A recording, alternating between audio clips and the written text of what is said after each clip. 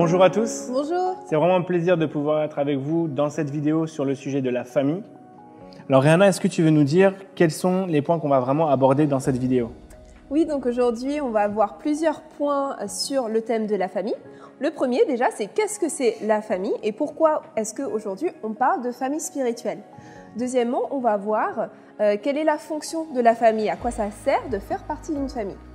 Et troisièmement, on va voir quels seraient éventuellement les obstacles auxquels on fait face qui nous empêcheraient justement d'intégrer une famille spirituelle. Et pour finir, on va voir comment concrètement s'intégrer dans une famille. Alors on va tout de suite passer au premier point. Et Rihanna, pourquoi parle-t-on de la famille? Alors aujourd'hui, si on parle de famille, concrètement, c'est que ça se trouve partout dans la Bible, l'importance de la famille. Et on peut noter à travers certains points, on va dire évidents et essentiels, que la famille fait vraiment, c'est quelque chose qui fait vraiment partie de la nature même de Dieu. C'est un élément essentiel de sa personne. Même au sein de la Trinité, il y a Dieu le Père, Jésus le Fils. Donc même au sein de la Trinité, on voit déjà que la famille, ça fait partie vraiment de la nature de Dieu. On voit déjà une unité familiale au sein même de la Trinité. Et il y a un verset clé, on va dire, quand on parle de la famille, c'est le verset dans Romains chapitre 8, verset 16, qui dit que nous sommes enfants de Dieu le Père. Et plusieurs fois dans le Nouveau Testament, on voit les apôtres qui parlent de frères et sœurs en Christ. Voilà, tout ça résume le fait que nous sommes tous une famille spirituelle, la famille de Dieu. Tout à fait. Et puis il y a un autre verset aussi qui confirme tout ce que Rihanna vient de dire, c'est dans 1 Timothée 3, versets 14 et 15, où il est dit « Je t'écris ces choses avec l'espérance d'aller bientôt vers toi, mais afin que tu saches, si je tarde, comment il faut se conduire dans la maison de Dieu, qui est l'église du Dieu vivant, la colonne et l'appui de la vérité. » Ce qui est intéressant dans ce passage-là, c'est « maison de Dieu ». Maison de Dieu, c'est le mot grec « oikos ». Ça signifie maison, patrimoine, l'ensemble de biens et d'hommes rattachés à un même lieu d'habitation, mais ça signifie aussi unité familiale élargie. Une autre définition, c'est aussi le corps humain. Et ça me plaît beaucoup parce que dans 1 Corinthiens 12, versets 14 et 27, on parle du corps du Christ, le mot soma. Et c'est vrai que, bon, aujourd'hui, on parle de famille, etc. Mais on sait qu'il y a énormément de chrétiens parmi nous qui peuvent vraiment avoir de la difficulté à voir l'Église comme une famille. Pourquoi?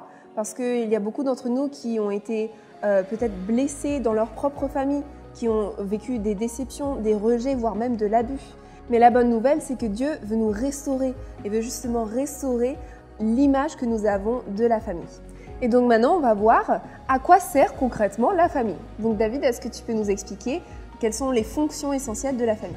Oui, on va prendre nos Bibles et on va lire Acte 2, 42, qui dit « Ils persévéraient dans l'enseignement des apôtres, dans la communion fraternelle, dans la fraction du pain et dans la prière. » Ce qui me plaît beaucoup dans ce verset-là, c'est qu'ils persévéraient dans l'enseignement des apôtres. L'Église, ce n'est pas une école, mais comme dans toute famille, il y a une partie d'enseignement. Et c'est vraiment hyper important qu'on puisse s'édifier et étudier ensemble. Par exemple, aujourd'hui, on a une petite fille, bientôt un petit garçon, et on sait déjà que dans notre socle familial, on va avoir des petits temps d'étude de la parole de Dieu pour éduquer nos enfants dans les valeurs du royaume de Dieu. Et une autre fonction qu'on peut identifier donc de la famille, c'est aussi le but de l'Église, c'est vraiment aussi de pouvoir honorer et adorer le Seigneur ensemble et lui rendre un culte raisonnable. Donc c'est vrai que bon, quand on parle d'adoration, il y a des milliers de versets dans la Bible qui parlent de ça, donc on va pas faire tout un exposé.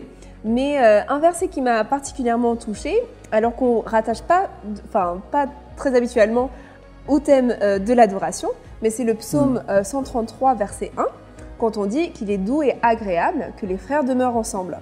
Et en fait, donc c'est une conviction personnelle, mais je pense que quand on dit qu'il est doux et agréable que les frères demeurent ensemble, c'est pas seulement agréable pour nous d'être ensemble, mais c'est vraiment aussi agréable au Seigneur. Donc en fait, je vois vraiment que quand on demeure ensemble, le simple fait d'être ensemble, c'est quelque part un doux parfum d'adoration vers le Seigneur. Ça nous permet d'aller au prochain point qui est la relation fraternelle. Ça, c'est vraiment pour moi quelque chose d'hyper important dans la famille, les relations fraternelles. La grande force des relations fraternelles, c'est qu'on va pouvoir se rendre des comptes, on va pouvoir se soutenir dans l'épreuve, mais aussi on va pouvoir s'édifier. Et donc, j'ai 3 versets pour appuyer ces 3 points. Le premier point, rendre des comptes les uns aux autres. Il est écrit dans Proverbe 27, 17, « Comme le fer aiguise le fer, ainsi l'homme aiguise la face de son ami. » Le deuxième point, se soutenir dans l'épreuve. Galates 6, 2, il est écrit « Portez les fardeaux les uns des autres et vous accomplirez ainsi la loi de Christ. » Et le troisième point, l'édification. Dans Romains 14, 19, il est écrit « Recherchons ce qui contribue à la paix et à l'édification mutuelle. » Alors une autre fonction qu'on peut voir de la famille, c'est le service. Le fait de servir Dieu et servir les autres.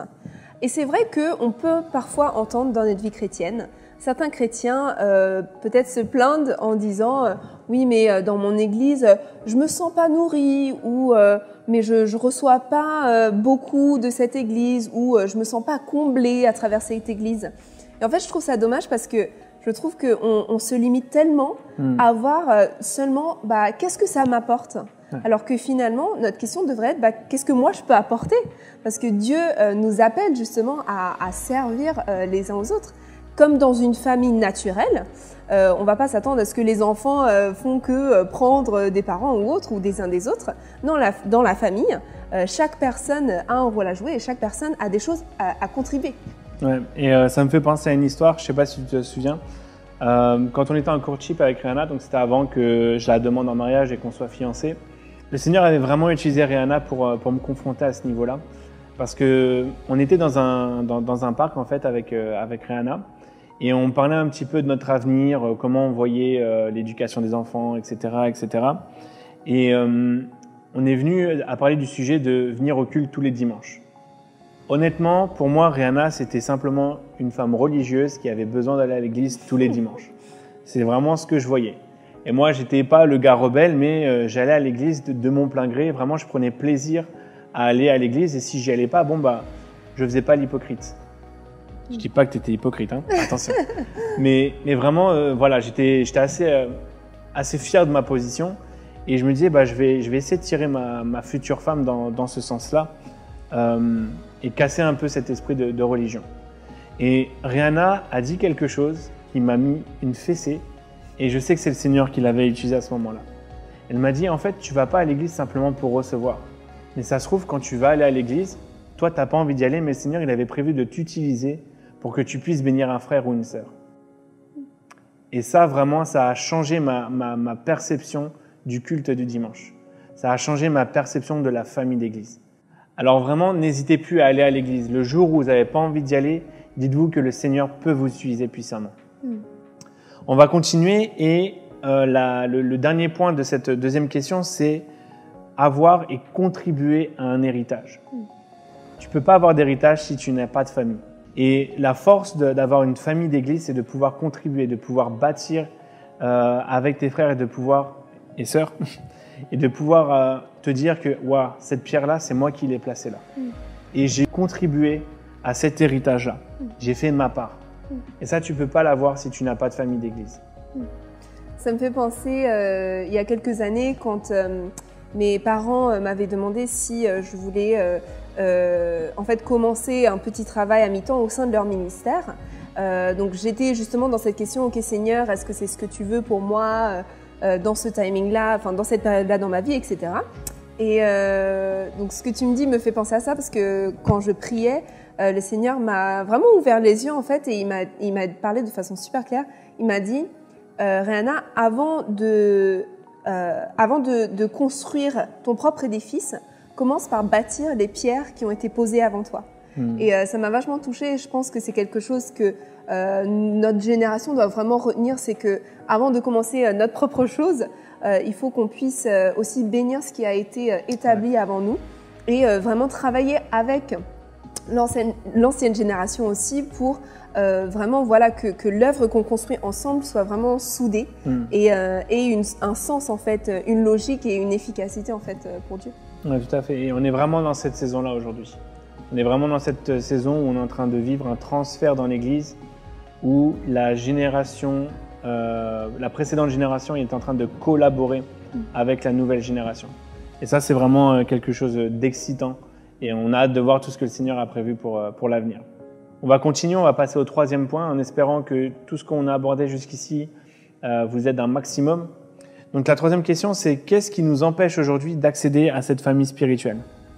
Alors, on peut identifier certains profils, mais au-delà de profils, je préfère utiliser peut-être des différents caractères, des différentes attitudes que n'importe qui d'entre nous pourrait avoir ou pourrait lutter contre et qui vraiment constituent un obstacle en fait, justement à cette famille que Dieu veut unir. Et la première attitude, c'est un peu cette attitude du chrétien connecté mais déconnecté. Donc ce que j'entends par là, c'est que on l'a vu surtout à la période de la crise Covid, où finalement on s'est tous tournés au virtuel. Donc bon, merci Seigneur pour Internet, parce que sinon on n'aurait pas pu rester connectés du tout. Donc vraiment c'est une force et c'est un bon outil qu'il faut utiliser. Mais il faut faire attention à ce que l'Internet ne remplace pas nos relations fraternelles. Tout à fait. Et qu'on puisse continuer à construire nos relations et ne pas simplement se contenter du culte sur YouTube par exemple. Oui, puisque ça a créé en plus, c'est un peu comme si YouTube était devenu le Netflix du chrétien. Ok, on se connectait le dimanche, tiens, aujourd'hui j'ai envie de regarder quoi? Ah, je vais regarder ça. Et au final, il n'y avait aucun investissement et on était juste devenus des chrétiens consommateurs. Justement, c'était la prochaine attitude qu'on voulait décrire aujourd'hui. Bonne transition alors. C'est justement cette attitude de chrétien consommateur. Alors on y a touché il y a quelques minutes quand on parlait du fait de servir. Aujourd'hui, on peut identifier une attitude qui est voilà, moi je suis là pour être nourri. D'accord, moi je veux bien m'attacher à une famille, mais seulement si cette famille me nourrit correctement et selon mes envies, etc., etc. Mais finalement, en ayant cette attitude, on passe complètement à côté de ce que Dieu veut vraiment pour nous. Qu'est-ce que Dieu veut? C'est qu'on ait l'attitude de Christ. Et Christ, franchement, il n'y a pas de meilleur exemple que Jésus-Christ qui, selon Matthieu 20, verset 28, qui dit « Le Fils de l'homme est venu, non pas pour être servi, mais pour servir. Et en plus, ça va plus loin, pour donner sa vie en rançon pour les autres. » Et donc ça, c'est vraiment l'exemple ultime de ce que nous sommes, ce qu'on est censé faire, en famille. Un autre caractère qu'on peut identifier ou une autre attitude avec lequel on pourrait éventuellement lutter, c'est ce qu'on appelle le chrétien non affilié ou le chrétien électron libre. Et ce qu'on entend par là, c'est donc peut-être par peur de l'engagement, mais c'est un chrétien qui va se dire, bon moi je suis chrétien, oui je fais partie d'une église, je fais partie de l'église de Dieu, l'église avec un grand E. Ok, c'est super, et oui, ça fait partie de notre identité en tant que chrétien, mais on parlait de l'importance des relations fraternelles. Ouais. Et c'est vrai que moi personnellement, je vois pas comment est-ce qu'on pourrait construire une relation avec des milliards de chrétiens partout dans le monde. Donc c'est vraiment une attitude qui peut être un frein à ce que vraiment le Saint-Esprit veut pour son Église. Et c'est vrai qu'il faudrait éviter qu'on puisse se retrouver dans des relations virtuelles comme sur Facebook. J'ai 500 amis, sur lesquels je peux vraiment compter, avec lesquels je vais m'édifier, avec lesquels je vais grandir, avec lesquels je vais pouvoir avoir une vraie relation fraternelle qui va me permettre de vraiment grandir dans ma vie personnelle, mais aussi être un acteur dans leur vie. Et c'est un parallèle en fait avec un autre caractère, donc une autre attitude aussi qu'on peut identifier qui constitue un frein à ce qui est censé être la vraie famille. C'est ce que je veux appeler le chrétien SEF, sans église fixe. Donc, on peut identifier peut-être certaines personnes qui vont se dire qui voient l'intérêt de s'investir au sein d'une église, mais justement pas seulement une église. Ça va être une personne qui est tellement motivée qu'elle va s'investir dans 50 églises, missions et œuvres différentes. Alors attention, je ne veux surtout pas que vous pensiez que je suis en train de dire il faut s'investir uniquement dans une seule famille, dans une seule œuvre, rien d'autre. Non, ça c'est l'esprit sectaire et c'est pas du tout le bon berger. Donc je vous rassure à ce niveau-là. Mais ce que je veux entendre par là, c'est que même quand on a ce désir de pouvoir investir dans plusieurs œuvres différentes, et ce qui est super, et ça ne devrait pas du tout être une chose négative, mais ça peut être dangereux quand on n'a pas un noyau auquel se rattacher. On n'a pas en fait un foyer à qui on va retourner en fait, voilà, après certaines œuvres, etc. C'est un petit peu, enfin, je vois le danger là-dedans, c'est finalement de se démultiplier tellement que est-ce que ce qu'on fait est vraiment efficace entre les mains de Dieu? Est-ce qu'on ne perdrait pas finalement l'efficacité de notre investissement si on le démultiplie dans 30, 40, 50 œuvres différentes? C'est vraiment important d'avoir vraiment un socle auquel on peut se rattacher en plus d'investir dans plusieurs œuvres différentes. Et pour finir, une autre attitude qui peut vraiment être néfaste, c'est une attitude qu'on retrouve très souvent dans le monde aujourd'hui, dans notre société, c'est cette mentalité d'individualisme. Ça va être, on va dire, le chrétien solitaire, qui se dit, voilà, j'ai besoin de personne. Et alors la phrase magique, Dieu me suffit. Alors oui, bien évidemment, Dieu comble tous nos besoins, mais j'ai envie de vous dire aujourd'hui que Dieu, oui, peut combler tous tes besoins, mais il veut utiliser la famille pour combler certains de tes besoins. C'est vraiment son plan et son dessein pour chacun d'entre nous. Et j'ai presque envie de dire, on a parlé tout à l'heure de la crise Covid. S'il y a bien une chose que le confinement nous a appris justement dans toute cette période, c'est que finalement on ne peut pas vivre tout seul. Quand on est confiné, qu'on est livré à soi-même, ça devient insupportable. Donc ça montre même que dans la nature profonde humaine, on a besoin des uns des autres. Tout à fait. Peut-être que vous vous identifiez dans tout ce que on vient de partager là, mais surtout ce qu'on veut, c'est pas que vous vous sentiez condamné. Non, c'est juste potentiellement peut-être pouvoir enlever ce voile et que vous puissiez prendre une décision, faire un choix aujourd'hui et vraiment comprendre que ce que Dieu veut pour ses enfants, c'est qu'ils soient impliqués dans une famille en fait. Et pourquoi? Pour pouvoir honorer Dieu et pour pouvoir honorer sa famille. On va maintenant passer au 4e point. Et Rihanna, comment on peut s'intégrer dans une famille spirituelle? Oui, alors je pense vraiment qu'aujourd'hui, le Seigneur veut nous amener à un endroit, donc on en a parlé au début, Dieu veut restaurer l'image que l'on a de ce qu'est une famille. Et c'est vraiment le premier point, et je pense que c'est la première action qu'on peut tous faire ensemble aujourd'hui. C'est, ok, aujourd'hui, je choisis de laisser Dieu tout d'abord agir dans mon cœur.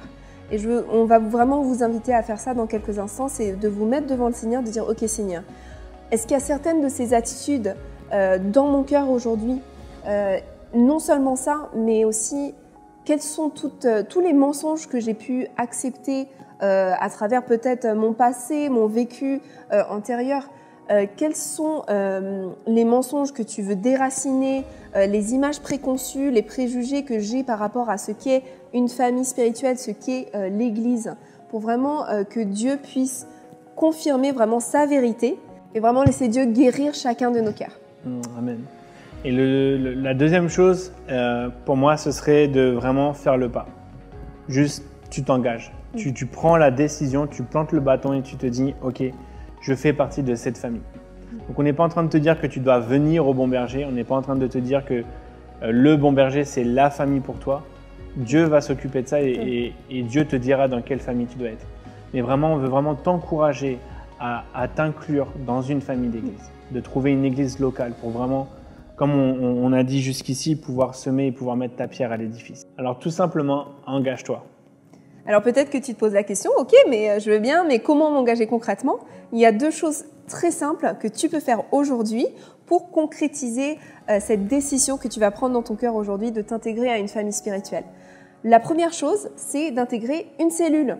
Alors dans le Bon Berger, on a plein de cellules différentes dans différents lieux et pour différentes activités ou autres, différents ministères aussi. Si tu es un jeune, il y a le ministère aux jeunes, une femme, ministère aux femmes, etc. Enfin voilà.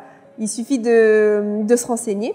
Mais si c'est pas dans le Bon Berger que Dieu t'appelle aussi, dans toutes les autres églises, il y a plein de cellules différentes aussi. Mais vraiment, ça, c'est un endroit clé où on peut développer les relations fraternelles.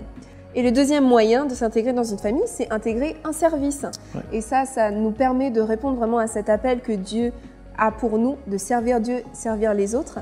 c'est au travers des différents services que peut avoir une église, peu importe tes domaines de compétences, n'hésite pas vraiment à t'engager, à mettre ton temps à disposition pour servir. Donc voilà, la vidéo touche à sa fin. On espère vraiment que vous avez apprécié ce moment-là. En tout cas, nous, on a apprécié pouvoir vous partager tous ces points. On espère aussi que ça a pu vous permettre de pouvoir vous approcher de cette décision de vraiment rentrer dans une famille d'église.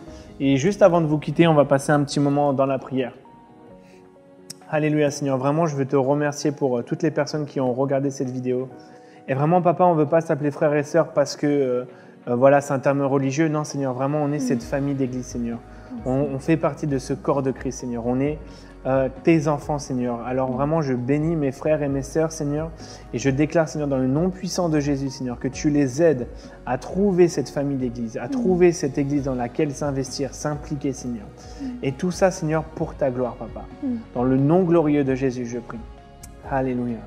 Oui Seigneur, et je te demande vraiment à ce que tu aides chacun d'entre nous d'aller vraiment au-delà de nos préjugés, nos préconçus, de déraciner vraiment tous les mensonges qu'on a pu avaler à travers notre passé, notre vécu, les déceptions, tout ce qu'on a pu vivre, que ce soit avec notre famille naturelle ou d'autres familles spirituelles dans notre passé, Seigneur. Je prie vraiment que tu puisses guérir, Seigneur, chaque cœur brisé. Amen. Et que vraiment, Seigneur, tu aides chacun d'entre nous à rentrer pleinement dans ce que tu veux que nous soyons en tant que famille, dans le nom puissant de Jésus. Amen. Amen. Voilà, c'est tout pour aujourd'hui. Vraiment, merci d'avoir regardé cette vidéo jusqu'au bout. Et on vous donne rendez-vous pour le prochain épisode avec Pasteur Robert.